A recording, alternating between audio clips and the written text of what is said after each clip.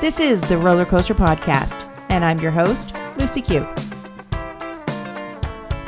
Life is a wild ride. It has twists and turns. It's scary, exciting, and downright fun. So throw your head back, arms in the air, and come along with me for the ride. Life is like a roller coaster, baby, baby. I wanna ride. Episode 200 of the roller coaster will soon be here, and this is your chance to be part of the fun. I'm going to be recording this episode with coaches and listeners just like you. If you want to be part of the fun, head over to nectargrowth.com. Sign up for free and RSVP for the November 18th event. All of the details will be under the events tab. I can't wait to see you there. What are you waiting for? Come join us. You know you're worth it. Ride. Are you stuck between wanting to accomplish big things and finding the time to make them happen? I get it.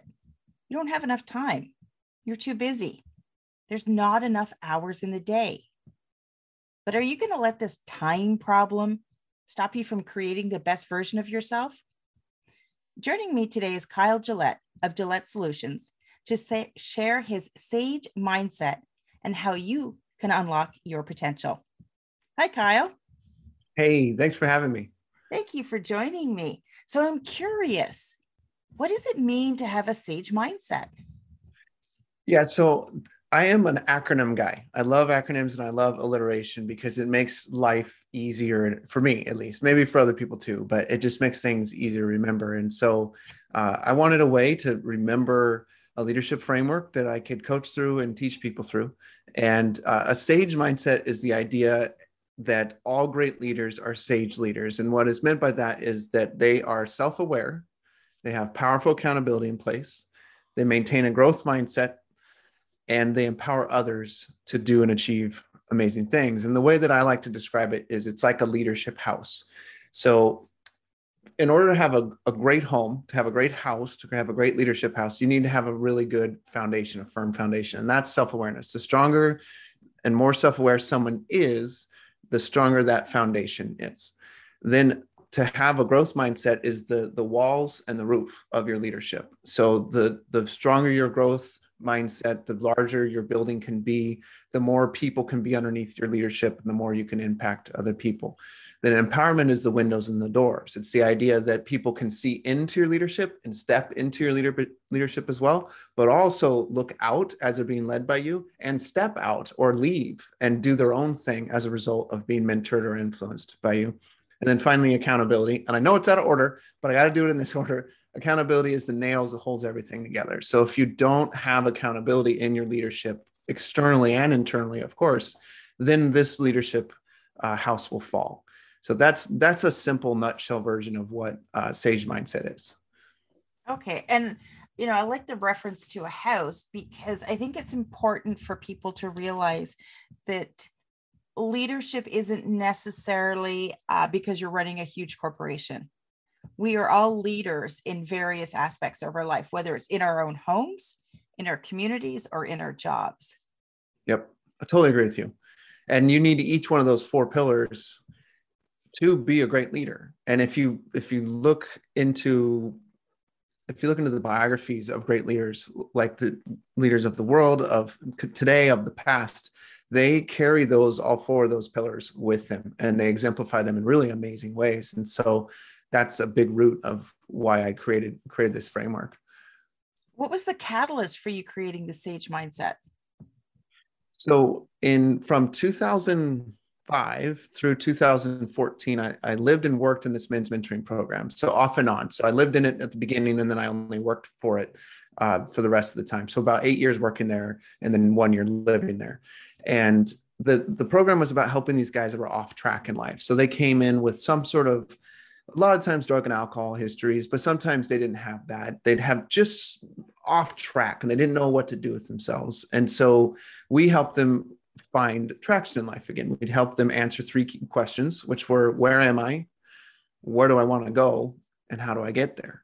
And so after doing that for almost a decade and being mentored the whole time, every week, I had an amazing boss. Every week he would take me to lunch and he would just mentor me for 90 minutes every single week. Plus he'd help me throughout the week. And I got so much leadership training from him. He had run 30 businesses, retired at 50 years old, and just had started this nonprofit and poured into people, including myself. And so I got a decade of that. And when I moved up here with my wife, I was going, man, what do I do with all that knowledge? How do I use that going forward? Because it was so impactful and it made a huge difference. I mean, it literally saved people's lives because some of these people were suicidal. And I'm going, this can be used somewhere. And I didn't know where. Fast forward a few years after fumbling around with a couple, career paths, I jumped into HR and I got exposed to personality assessments. And I realized that I had a gift at that, but that it wasn't mine. It wasn't my tool. I couldn't do whatever I wanted with it. So I knew I needed to create my own tool. And so it was months of thinking about this. And then I ended up quitting my job. And then another few months of thinking about, okay, what's the tool? What's the framework that I'm going to create? And I remember waking up at 3 a.m. in the morning and hearing the words self-awareness or the word self-awareness. And I went, that's it. Because I'd already been chewing on some sort of an acronym to put together. And I jumped out of bed and I scrambled into the kitchen, sitting there shivering just in my boxers. And for the next 4 hours, I'm writing down the beginnings of the SAGE framework. So that's the origin story. And it was truly incredible because it's like, it's mine, but it's not. It came from outside of myself, which I find to be really, really neat. Because then I don't have to take credit. And it keeps me kind of calm or humble about what it does for other people. So those two questions, where am I and where am I going? I find that so few people actually stop and ask themselves those questions. They don't even, I want to say it doesn't even cross their minds to ask themselves those questions. So how often are you seeing people that, they're sort of at that point where they're like, okay, wait a second, things aren't working out for me. And sort of that next step.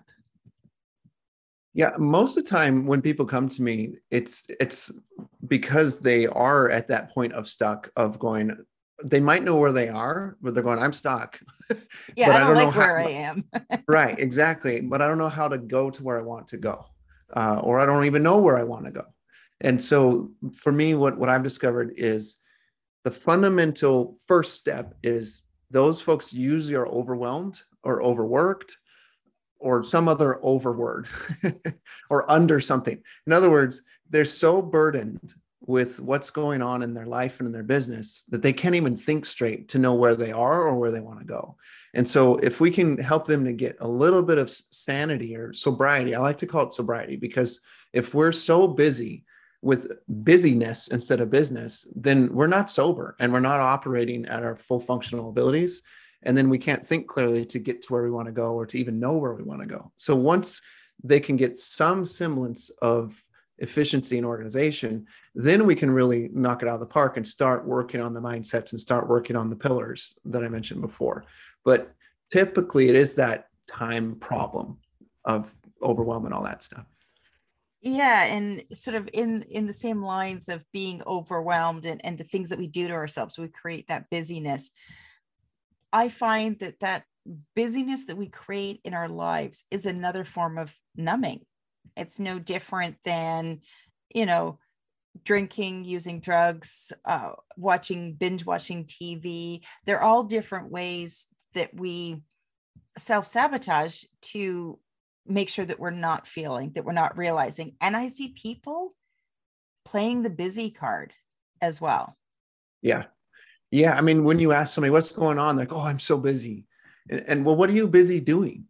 And Stuff. one of the, stuff, exactly. And one of the questions I love to ask is, are you busy being a human doing or being a human being? And there's a big difference between the two, obviously. Yeah. And I think a lot of people are human doings right now. because for whatever reasons, but they're choosing to be human doings. And it's just all about tasks. It's about accomplishing. It's about, there's just a lack of value and purpose and real clear direction. And then it feels a little bit empty for a lot of the folks. And that's not ideal. That's really not ideal. No. Have you found, I mean, there's a big glaring global pause that we've had for 18 months. Depending on your country, you're different areas of still dealing with it. But have you found that pause, because people weren't busy running their kids all over the place, going back and forth to work and all of the social engagements, have you found that extra time has given more people the opportunity to realize, hey, wait a second, I've been busy, but what am I actually doing? Yeah, in my inner circle and a little bit beyond too, I have noticed that there's people that have really leveraged this season, let's call it, where they've read a bunch of books, they've taken time out to go do things by themselves or to do things with their family that they normally wouldn't do. They've taken a vacation, and not everybody's had the privilege of being able to do those things, but those people have really grounded themselves a lot more. It's just created this really magical new awareness and grounding that has allowed them, for a lot of people, to quit their jobs. And they go and start a business because they realize what they really want is something internal to them. That's something that's manifesting out of them and they want to create. So they start their own business, or they quit their job and jump into a different path because it just allowed everybody to slow down and pause and go, wait a second, this isn't what I want. And I'm actually going to have the courage to take a step and not stay here. And so for a lot of people, they actually were able to answer that question, where am I? And then ask the next question and say, where do I want to go? And for the courageous, they took the step to go, okay, I'm going to start going after it. But it's hard.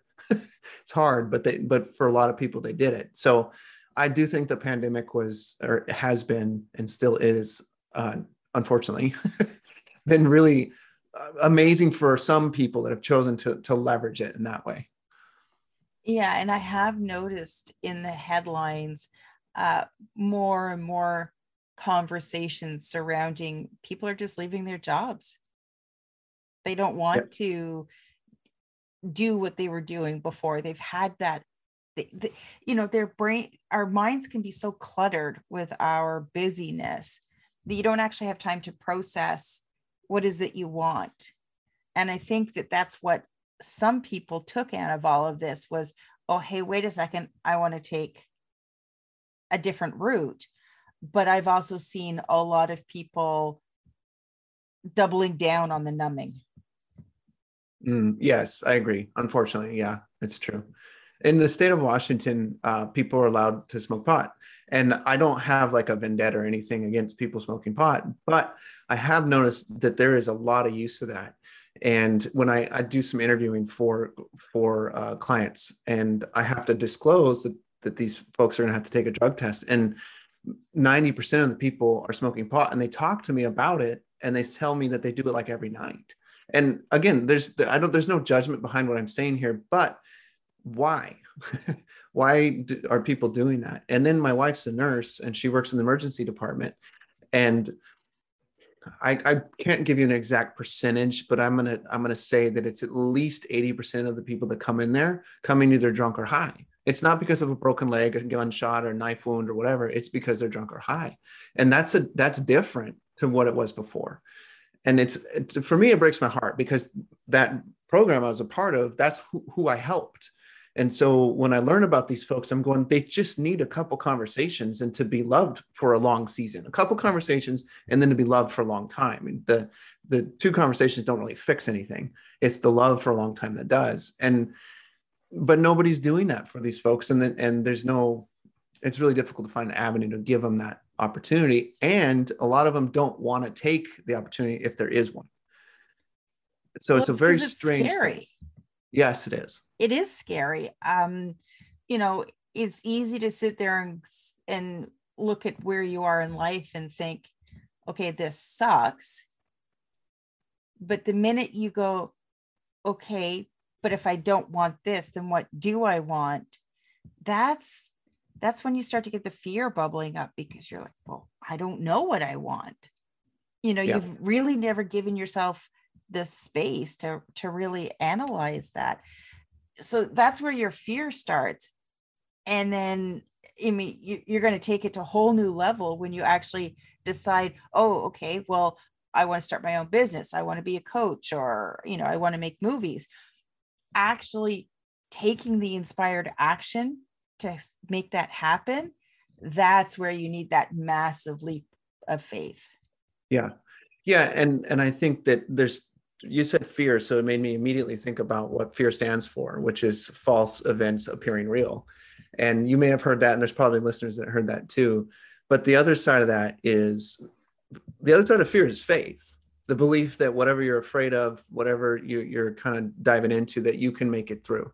And I think another piece of this that the pandemic has really revealed, and that we all know as humans, is that we need relationship. If we're human doings, we're not in relationship very well. But if we're human beings, we are. And in order for Susie to get into the movies, or to start her business, or to really grow her business, she needs to excel in relationships ultimately. And those relationships are what makes a huge difference. And there's certain really pertinent ones, like a coaching relationship, like the spousal or close friends type relationships, that make all the difference. But if you don't do that foundational work of who am I really, what am I really about, that self-awareness work, it's really difficult to have really healthy and deep levels of friendships and of relationships in general. So I think a lot of people, again, that's why that's the foundation piece. You got to take the time and do the work to get to a place where you can be healthy enough to recognize the changes that you can make. Or you're already healthy and you just want to get to the next level. It doesn't have to start unhealthy at all. But those relationships, what comes to mind when you're talking about the relationships and discovering who you really are, for me, that's because you can't show up authentically unless you actually become self-aware and acknowledge who you are and who you're not. Yep. Because 90% of what you see on Instagram is people being something that they're not. Yeah. Yeah. It's sad. Yeah. Yeah. Well, and this is why, so I just want to kind of parlay this into the app thing, because I'm really excited about the app, because it's a way for people to do exactly what we're talking about. Because who we are is a bundle of habits. If you think about it, we're the way we wake up, what we do right after we wake up, what we do, the way we eat, the way we interact, the way I gesture, you gesture, all those things are just a bundle of habits.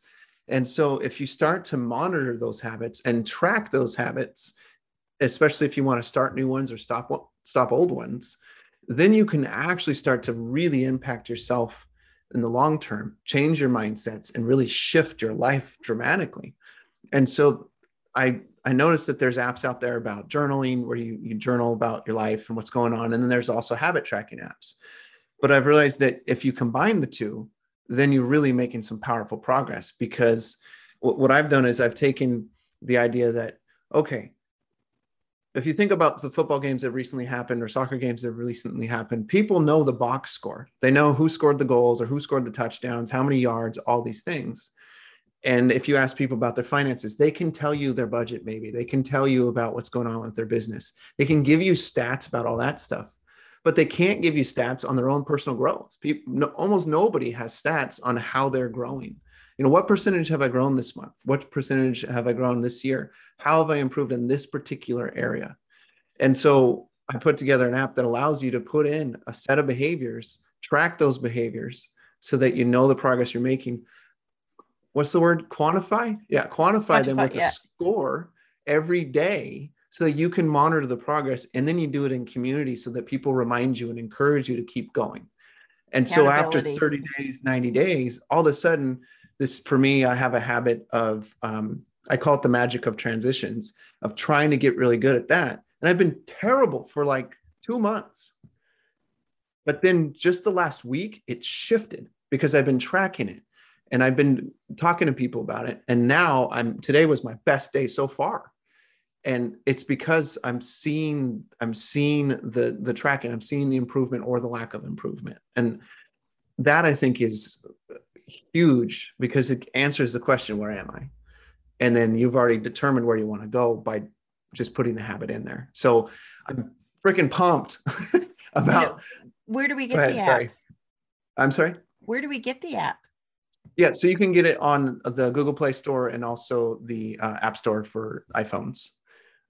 You can find it under Sage Mindset. Just type in Sage Mindset and you'll find it there. So okay, so your app, we then put in our habits, and then how do we measure ourselves against? So, say for example, I'm trying to think of a habit I want to try and break.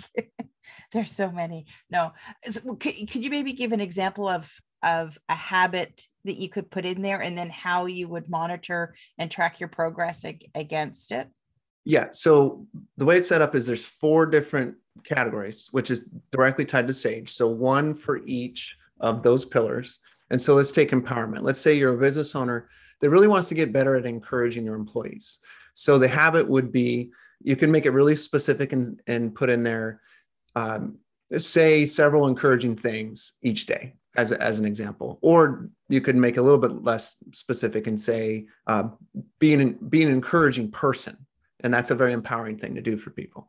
And then the way you monitor it is, it's all going to have to be nuanced based on your own perception of how well you've done. The better you do, the higher your score. So if you had a terrible day and you didn't encourage anybody, or you're actually kind of nasty to somebody, you're going to get a 1. But if you did fantastic and you purposely pulled aside a friend or an employee or something and had an encouraging conversation with them, you might give yourself a 4 or a 5. And over time, you're scoring yourself on that scale, and you'll see this improvement.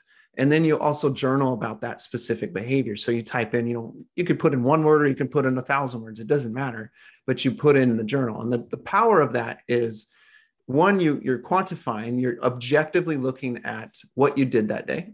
And then 2, you're really diving into the mindset behind what you did, how you did it, and what could shift. And together it creates this actual mind changes, actual structural changes in your mind that result in change that lasts. Okay. So how can we take the Sage mindset and start to get it and start to change the way that we're living and create better leaders? Yeah, it's day by day, ultimately. So, okay, there's so much I could tell you right here. So I'll give you basics on each. So self-awareness would be the morning habit is what I would say, is getting up earlier than you normally do. Unless you're already an early riser and you already have a morning habit, then just continue. But a morning habit of self-work, which is reading, which is potentially meditating, which is exercise, all kinds of things, whatever fits the individual, that's that time. Accountability is going to be selecting a group of 2 to 3 people that you meet with weekly or bi-weekly, that you sit with them either on the phone, on Zoom, or in person, preferably in person, that you meet with them and you discuss your growth as a business owner, your growth personally, whatever you want to do there. And that is unbelievably powerful. So you do that accountability work. And then the growth work is picking a topic, is what I love to do, is pick a topic to focus on and to study that for a period of time, 30 to 90 days, no longer, and just really drill into that specific topic. Sometimes the topic could be physical, meaning like you're just getting into better shape. And other times the topic can be more intellectual, which would be like learning about neuro-linguistic programming, for example, or NLP. Then you could go to empowerment. And empowerment is all about obviously empowering other people. And so choosing ways to empower other people in your business and in those that you influence. This is typically inviting other people into accountability or inviting people to things that you're doing. It's very invitation based in terms of empowering other people.